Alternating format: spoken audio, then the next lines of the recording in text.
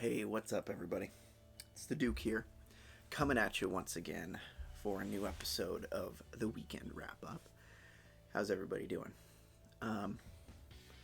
You'll note the background behind me is not my workshop. It's not the garage where I was for several months. It's not upstairs in the den/family room where I've been for the past month or so. It's in fact the great outdoors, and there's even plants between two ferns. No, they're not ferns. They're brassicas. I believe these are kale. No, I'm on my balcony outside of the den/living room. Because, I'll tell you why.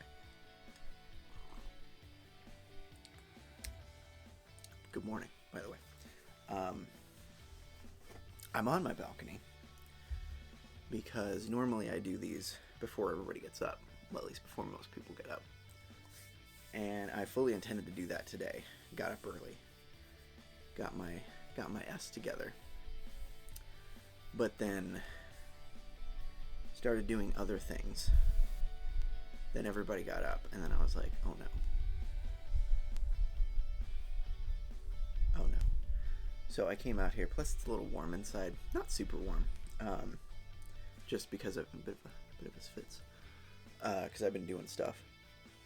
Figuring out distances, lengths, phrasing. So I've been busy, so it's a nice cool morning. It is still morning. I forgot to even get my watch this morning. Come on. What are you doing, Duke? Duke's not gonna make it.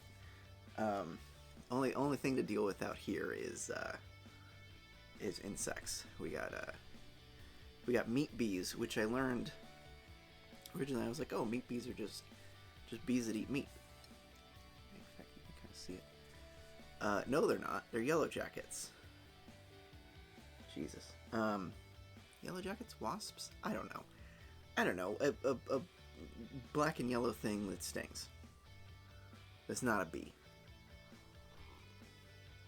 But so far, this one is just interested.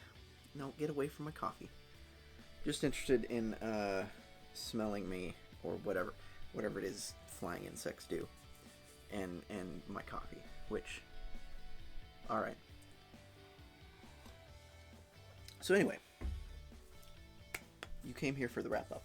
I haven't done a whole lot this week. Well, I should say I haven't done a whole lot of creative things this week. I've been doing other stuff around the house, namely getting things out of boxes, because it's been, what, a week since you looked at me? No. It's been a year now, an actual full year, 385 days. Don't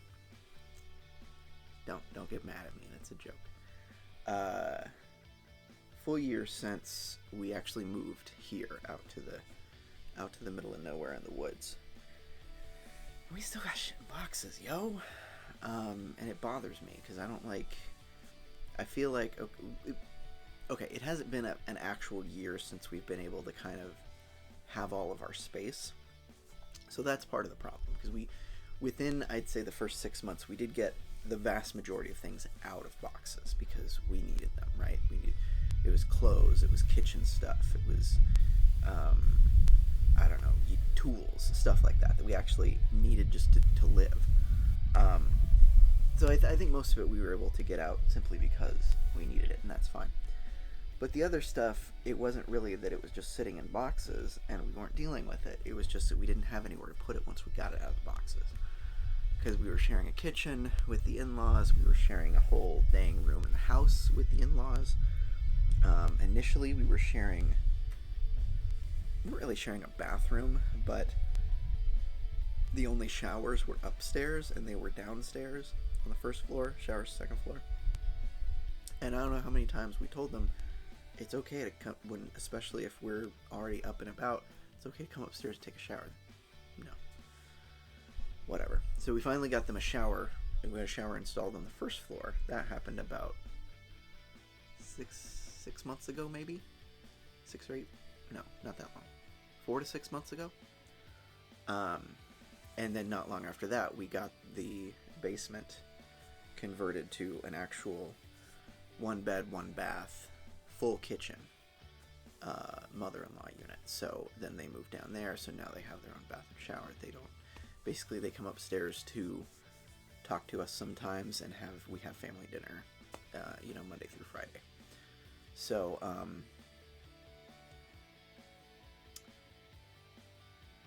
where was I going with that? Oh, so because we were sharing a kitchen, we had a whole room of the house we didn't have access to. We had to leave some stuff in boxes simply because we didn't have any place to put it. Now that we have 2 floors of the house fully ours, the kitchen is fully ours, we're able to kind of spread out our belongings and actually have some place to put them. Now I think we can get the rest of those boxes under control. I've gotten rid of all the boxes of books, so the books are actually back on the bookshelves now. Also have a lot of board games, because I think board games are one of the things that I genuinely enjoyed from my childhood, that I have really good memories of playing board games with the family. It's one of the few things, and when I say the family, I mean my immediate family, because those extended family FOs jump right into the sun. So I have genuinely good memories growing up of myself, my sister, my mom and dad playing board games, whether it be, around the dining room table because it was too cold or too hot outside, or if it was too hot inside, playing a board game on the covered patio after dinner. Good times. So I think I've tried to, for better or for worse, I've had that connection to board games and kind of carried that into adulthood, hoping, and we'll get there. We've already got some things going for us.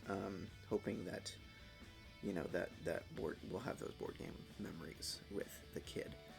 So with the prince. So anyway, so where I was going with that is got a lot of board games.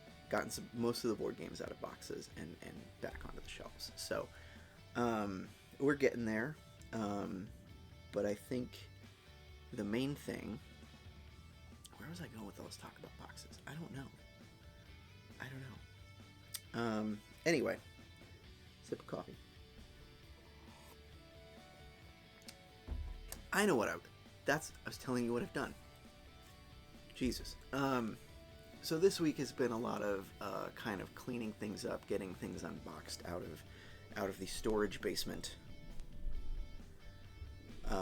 getting things organized, finding some stuff that I can actually use in my work, which is nice, and getting things prepared for, because now that we have a garage again, now that the construction is done for now, all the extra construction materials, they've gone down the hill, down yon, to be stored in the shed out there, in the utility shed. I don't know what you call it. I call it the shedness. I don't know why I call it the shedness, but it's down there. It's away. So the construction materials have been taken out of the garage, moved over there, which means the workbench is being uncovered. My old work area is being uncluttered. So hopefully, because that's basically where all the woodwork is going to happen. I know I've mentioned on this show a couple of times about these wood rounds that I really want to sand down, and probably, because a couple of them are cracked, crack them in half, put a river of resin down there, and then turn them into clock faces. Well, they will be clocks, so they'll have the mechanism in the back, and the hands and the numbers around on the piece of wood that'll look. I'll oil it up real nice and maybe shellac it. I don't know. Depends on what I'm feeling. And then I can, in my store, I can be like, hey, you want a clock made out of wood harvested right here in the Pacific Northwest? I got you, homie. Handmade. So woodworking and stuff, that's coming. once we get the garage kind of cleaned out. The only thing I really did, and this really wasn't, I guess this was this week. Maybe it was over the weekend. I don't know. It's heavy. It's a big slab of resin. Ugh. So this right here, look at that. This is a giant slab of resin. So you'll note that you can see the reflection. It's not smooth. In fact, there's some bubbles. There's some. You can see the pour lines where I poured the resin in the center, and then it. Yeah. But the main thing is it's a puzzle of dinosaurs. I don't know if you can see that. If I can get it. Dinosaur puzzle. And it glows in the dark. And if the back hadn't taken part of my mold with it, the back is actually this green color. The back is this green color. Look at all those bubbles. Jesus Christ. It's this nice green color. You can kind of see it around the edges. It's this nice green color.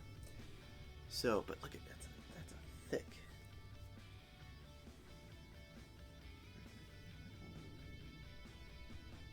It's like 3/4 of an inch thick. A little too thick. Freezing. But so this is one of the things that I'm going to run through the planer down there on the workbench once it gets cleared off. Thin it down first of all. Take all the crap off the back that came off of my mold when I took the slab out. So lesson learned on that. Since I'm probably gonna have to run it through the planer and sand it anyway, whatever I pour on, I'm gonna cover with maybe I'll get a cheap silicone mat and just like glue that down as a base, and then build on top of it. That might work. Anyway,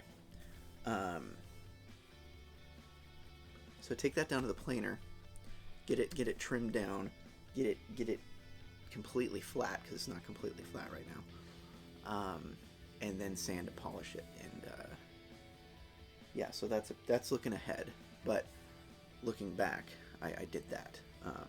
It's actually not that hard. Takes a lot of resin. Now I understand why like river tables and stuff like that are so expensive. Just in raw materials, just in that amount of resin is like $40.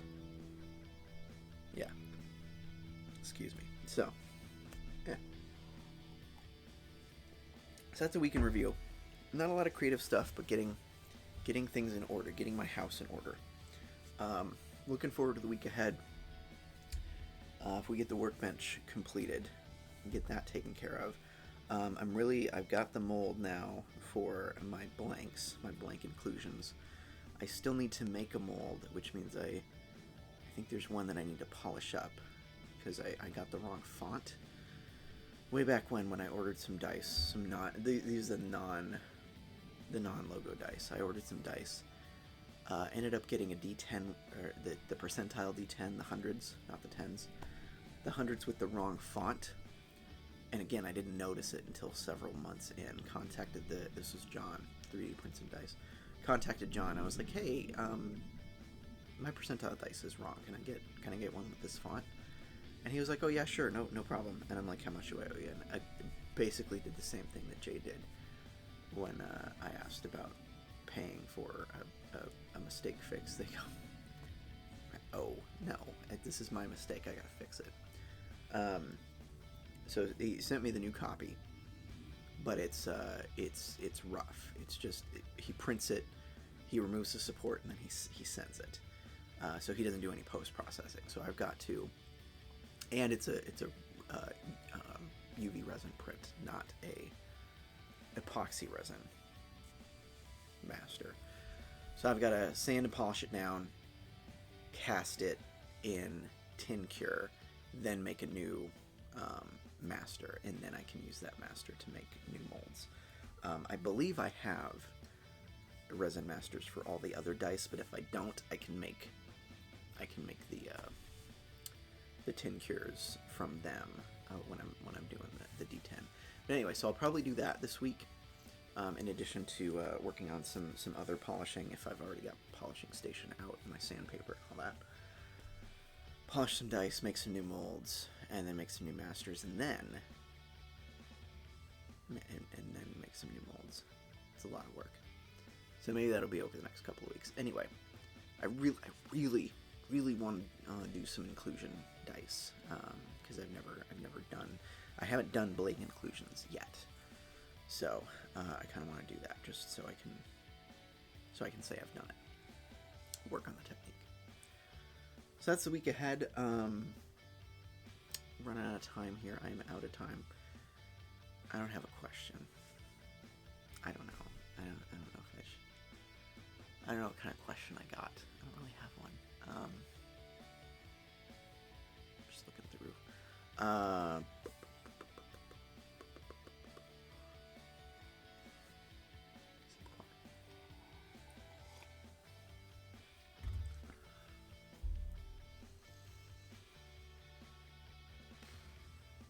don't really have a question. I don't know. So what is it? It's mid-September.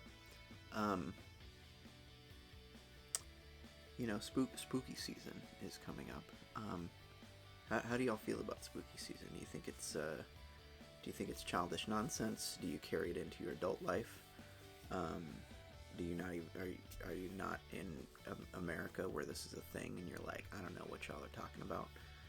Freaking white people. How do you feel about Halloween, All Hallows Eve, El Dia de los Muertos?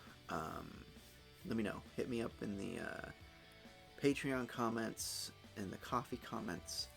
Send me tweet at me. Send me no, I don't have my email address out there. Do one of those three things. Let me know how you feel about Halloween. Until next time, everyone. I will talk to you in a week's time. Be good to each other. Peace.